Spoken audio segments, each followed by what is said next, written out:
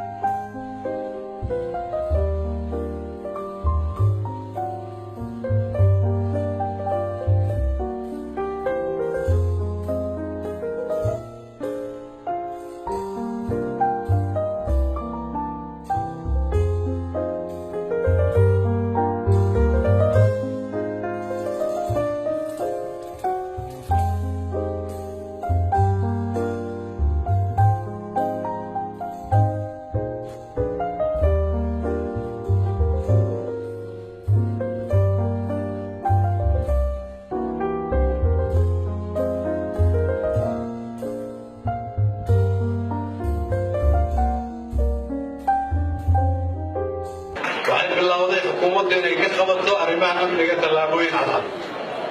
waad aragtaan maalin walba in la istaajinayo baabuur dad Soomaaliyeed isku qarxin waxa laga sii qaadi doonaa tallaabooyin cad waad aragtaan cashuurtii dalka laga qaadayay inay korortay oo ay ku korortay qasnada dawladda si mushaarka loogu bixiyo waad aragtaan adduunyada qaabkay dawladda dhaqmi jireen inay soo ifbaxayaan tallaabooyin ah inay wax iska bedeli rabaan waad aragteen dunidu inay diyaar u tahay inay ku shaqayso talada ummadda Soomaaliyeed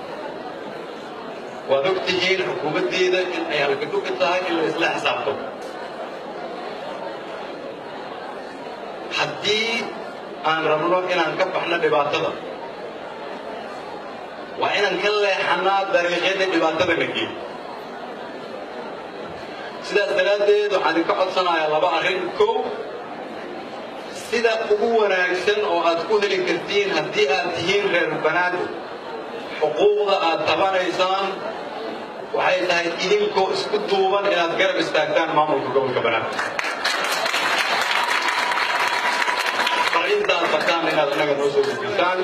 idinkoo soo maraya isaga anna waxaan idiin ballan qaadayaa aniga iyo madaxweynaha iyo xukuumadduba inay la shaqayn doonto garab istaagi doontana guddoomiyaha gobolka Banaadir aan soo magaalada tan labaad aan rabo inaad ka codsado waxa ay tahay waa inaad ogaataan bulshada meeshaad uga jirtaan waxaad tihiin dadkii reer Muqdisho waxaad tihiin odayaashii qabiiladii madaxdii siyaasiyiintii dumarkii dhallinyaradii reer gobolka Banaadir waxaad tihiin astaantii ummadda Soomaaliyeed fiirsanaysa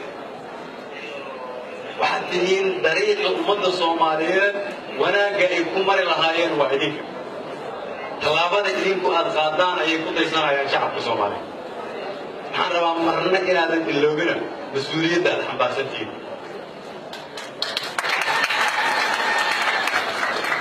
Muqdisho iyo Banaadir keliya waad ka weyntiin waxaad tihiin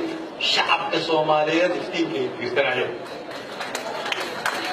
haddii aad rabtaan Soomaaliya markaa inay isku duubnaato koow waa inaad isku duubnaataan haddaad rabtaan Soomaaliya dawladnimo inay ogolaato idinku waa inaad ogolaataan haddaad rabtaan Soomaaliya inay ku dulqaadato idinku waa inaad ku dulqaadataan haddaad rabtaan Soomaaliya inay karafta iyo sharaamadeeda soo celiso waa inaad ka bilowdaan inaad aqbashaan dadka reer Muqdisho oo dhibaataysan in sharaftoodii karaamadooda soo celiyo gudoomiyihiinu waxa uu joogaa wax ka yar 60 maalmood waxaad u baahan tihiin inaad siisaan waqtiga uu u baahan yahay oo ku tijaabisaan si uu soo celiyo xuquuqda aad rabtaan idinkana ummadda Soomaaliyeed idinkeena fiirsanaysaa haddii ummadda Soomaaliyeed idinka idinka aragto cabsi aad ka qabtaan dawladnimada tafaraaro dhexdeeda walwal horumar la'aan